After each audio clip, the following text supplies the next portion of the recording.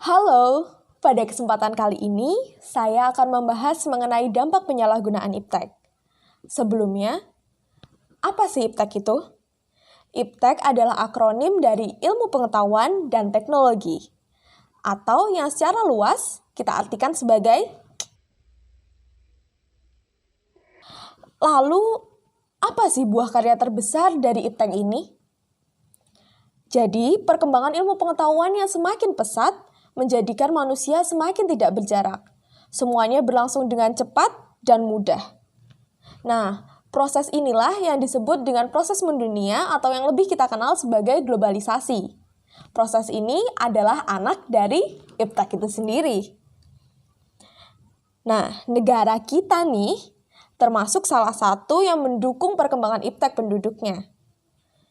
Mulai dari terus memperbaiki proses penyelenggaraan pendidikan, sampai membangun badan khusus yang mengurusi perkembangan ilmu pengetahuan dan teknologi, seperti LIPI dan Ristek BRIN. Tetapi, pengembangan besar-besaran iptek ini kemudian juga memberikan banyak sekali peluang untuk penyalahgunaannya. Terlebih lagi, kita sekarang ada di era di mana digitalisasi dan artificial intelligence menguasai segala sektor. Seberapa bahaya sih penyalahgunaan iptek itu?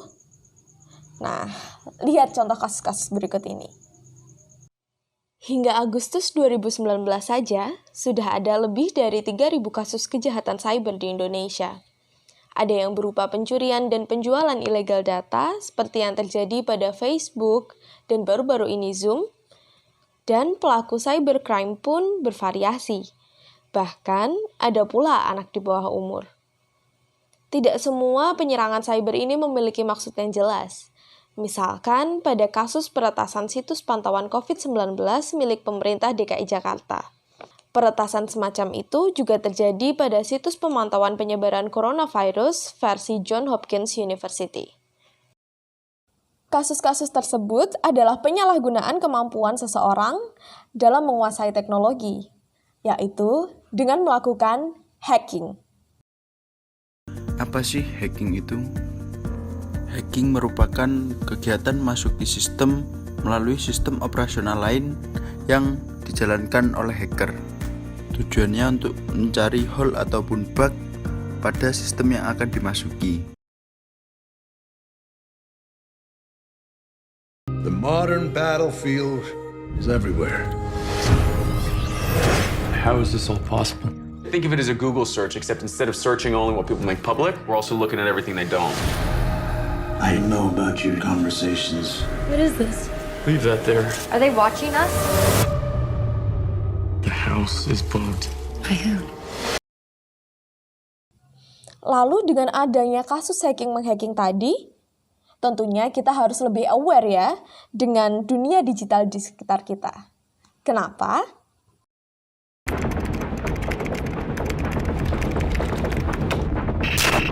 Hampir seluruh manusia di dunia singgah di dunia maya. Berbagai informasi dengan mudah kita dapat dan beri. Tapi sadarkah kalian? Kemudahan yang diberikan teknologi juga rentan terhadap kebocoran informasi. Nomor telepon, email, alamat rumah, dan informasi lainnya yang kalian bagi. Sangat mudah untuk disalahgunakan. Kami menemukan bahwa secara garis besar, dampak dari penyalahgunaan iptek atau lebih tepatnya dalam pengolahan data-data digital dapat dibagi menjadi dua. Yang pertama dan yang paling utama adalah hilangnya privasi. Banyak sekali data-data masyarakat yang seharusnya menjadi konsumsi pribadi, tapi justru menjadi data yang umum bagi para penguasa dan pemerintah. Kemudian yang kedua adalah timbulnya rasa paranoia dan ketakutan. Hal ini dapat dilihat dari bagaimana semakin selektifnya orang-orang dalam memilih program yang akan mereka install. Kemudian bagaimana mereka overthinking terhadap gadget yang ada di sekitar mereka.